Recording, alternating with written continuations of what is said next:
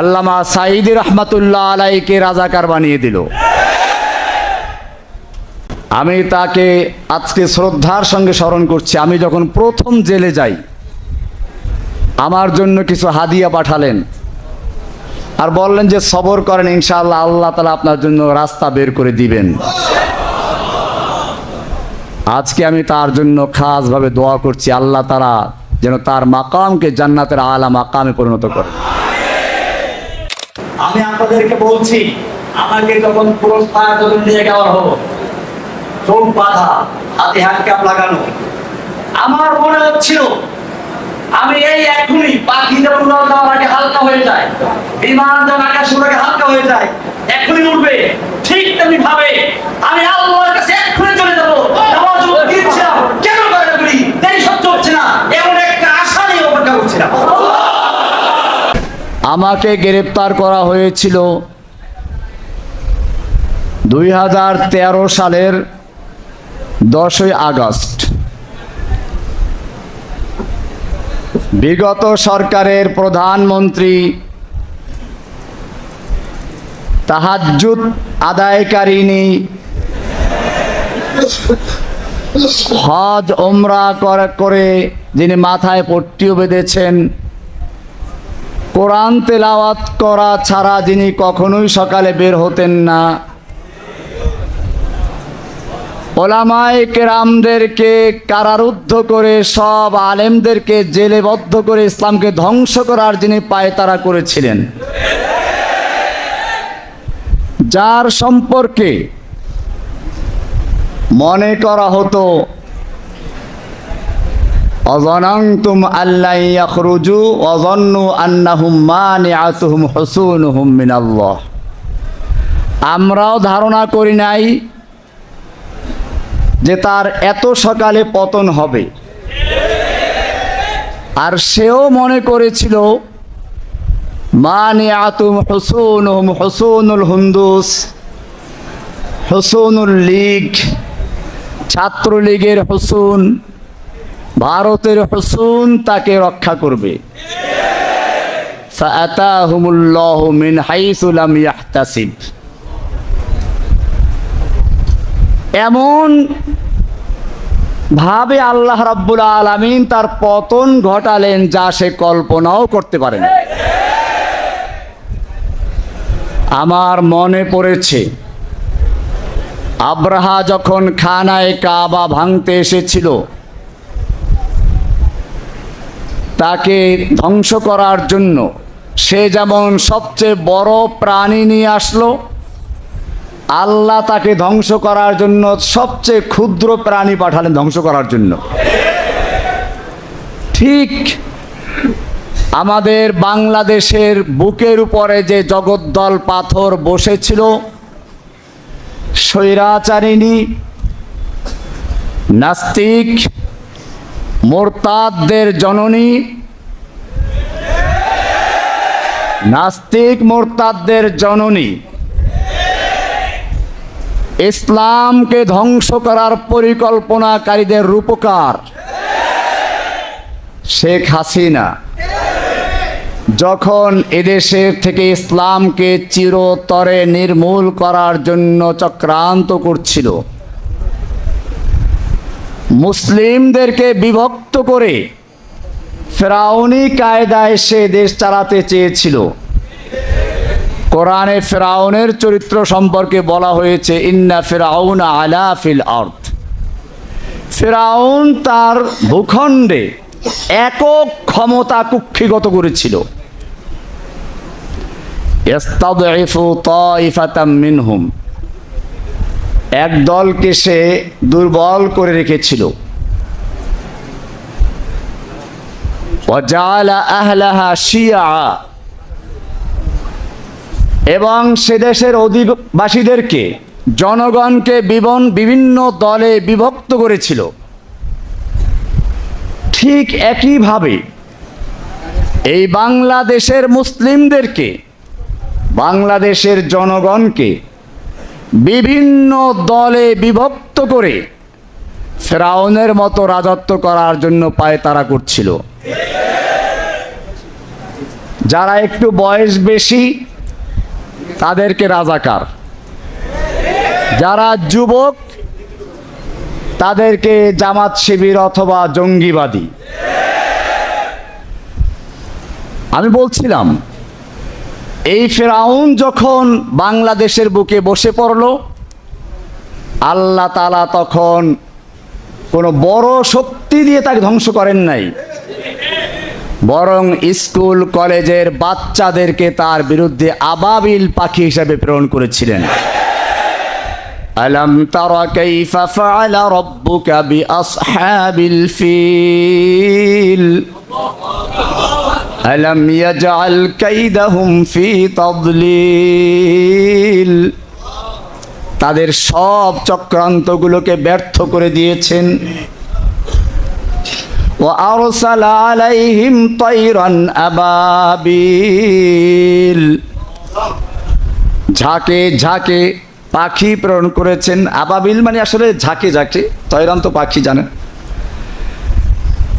আল্লাহ রব্বুল আলামিন এই পাখি পাঠিয়েছেন স্কুল থেকে, পাখি পাঠিয়েছেন কলেজ থেকে, পাখি পাঠিয়েছেন বিশ্ববিদ্যালয় থেকে, পাখি পাঠিয়েছেন মাদ্রাসার থেকে, আলিয়া থেকে, কওমিয়া থেকে, ডান বাম, আলিয়া কওমিয়া, স্কুল কলেজ, এমনকি ইংলিশ মিডিয়ামের ছাত্র পর্যন্ত রাস্তায় বের হয়ে এসেছিল। এটাই বর্তমান সময়ের তয়রান আবাবিল। আল্লাহ আর একবার দেখালেন, জাআল হাক্কু ওয়া যাহাকাল বাতিল ইন্নাল বাতিলা কানা যাহুকা। ফিরআউন আয়ে, হামান আয়ে, জালিম জাবির সুলতান আয়ে, সবকো হুই রসওয়াই হাসিল। জাআল হাক্কু ওয়া যাহাকাল বাতিল ইন্নাল বাতিলা কানা যাহুকা। ফিরআউন আয়ে, নওফল আয়ে, কৌয়া কাদের, कौआ कादिर नानुक आए, कितने कितने शैतान आए, सबको हुई रसवाई हासिल। जाअल हक़्क़ु व ज़हक़ल बातिल इन्नल बातिला काना ज़हूक़ा, इन्नल बातिला काना ज़हूक़ा, इन्नल बातिला काना ज़हूक़ा। ধ্বংস করে দিয়েছেন। এটা আল্লাহর নুসরত। আমি ধন্যবাদ জানাই আজকের এই প্রজন্মের যুবকদেরকে, স্কুল কলেজ মাদ্রাসা ইউনিভার্সিটি আলিয়া কওমিয়া সহ সকল ছাত্র জনতা ওলামায়ে কেরামদেরকে আমি ধন্যবাদ জানাই যে তারা ঐক্যবদ্ধ হয়ে মাঠে অবতরণ করেছিলেন। আর যখন এভাবে মাঠে নেমে ইস গর্জে সে জু মক্তল মে গয়া वो सुबह शाम सलामत रहती है, ये जान तो आनी जानी है, इस जान की कोई परवाह नहीं। कत्ल करना है तो कर ले आशिक़े दिलदार को, हम शिकायत जा करेंगे कातिबे तकदीर को। যখন তারা বুক পেতে দিয়েছিল, আমি জেলখানায় বসে যখন দেখলাম আবু সাঈদের সেই সম্প্রসারিত হাত আর বুক, আমার মনে পড়ল আমি দেওবন্দের ছাত্র, দারুল উলুম দেওবন্দের 91-90 ফারেক। আমি দুইবার দাওরা পড়েছি, একবার জামিয়া রহমানিয়াতে, দ্বিতীয়বার দেওবন্দে। দারুল উলুম দেওবন্দের উস্তাদ শাইখুল হাদিস শাইখুল ইসলাম হুসাইন আহমদ মাদানী রহমতুল্লাহ আলাইহি ইংরেজদের বিরুদ্ধে আন্দোলন করেছেন। তার জনসভার উপর নিষেধাজ্ঞা জারি করা হলো। দিল্লিতে তিনি বক্তব্য রাখবেন, বলা হলো এখানে বক্তব্য দিলে পরে গুলি করা হবে। মাওলানা মাদানী রহমতুল্লাহ আলাইহি সেই ময়দানে গিয়ে উপস্থিত হলেন। তিনি ঘোষণা করলেন, আমি শুনেছি এই সাদা কুকুরের দল ঘোষণা করে দিয়েছে এখানে কোনো বক্তব্য দেওয়া যাবে না, যদি কেউ বক্তব্য দেওয়ার চেষ্টা করে তাকে গুলি করা হবে। আমি মাদানী হাজির হয়েছি, করো গুলি। এই বলে তিনি তার শেরওয়ানির বুতাম ছিঁড়ে দিয়েছিলেন। একটা লোকের সাহস হয় না তার বুকে গুলি করার। দীর্ঘ 2 ঘন্টা পর্যন্ত বক্তব্য রেখেছিলেন, যার শুরু করেছিলেন এভাবে, সাগামিরো গরবাজিরো মোশেরা দেওয়াকুনি। সাগামিরো, সাগ আমির ফার্সি শব্দ, সাগ আমিরো গরবাজিরো, গরবা উজির, মোশেরা দেওয়াকুনি।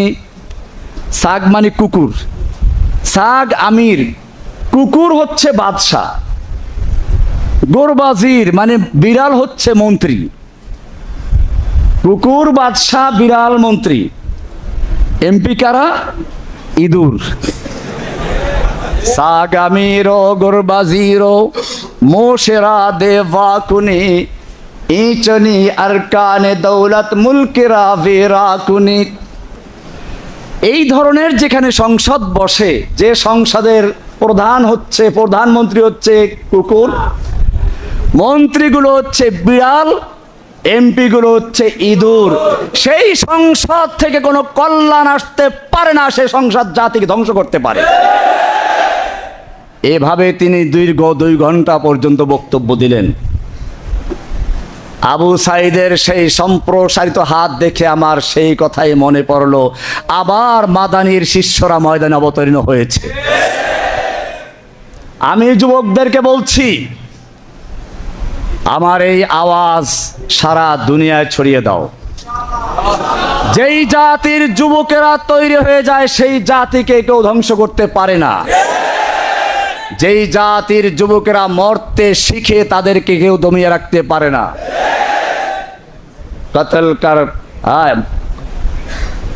কতলে হুসাইন দর হकीकत মুর্গে यजीद है, कत्ले हुसैन दर हकीकत मुर्गे यजीद है, इस्लाम जिंदा होता है हर करबला के बाद। আবু সাইদ মরে নাই, হাসিনা মরেছে।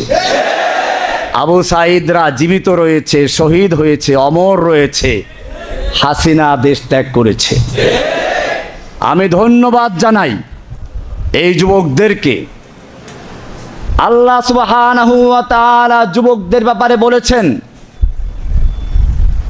আপনারা জানেন ইব্রাহিম আলাইহিস সালাতু ওয়াস সালাম যখন তার জাতিকে তাওহীদের দাওয়াত দিলেন, কোনোভাবেই বুঝাতে পারলেন না। তিনি পরিকল্পনা করলেন এই মূর্তিগুলো ভাঙতে হবে।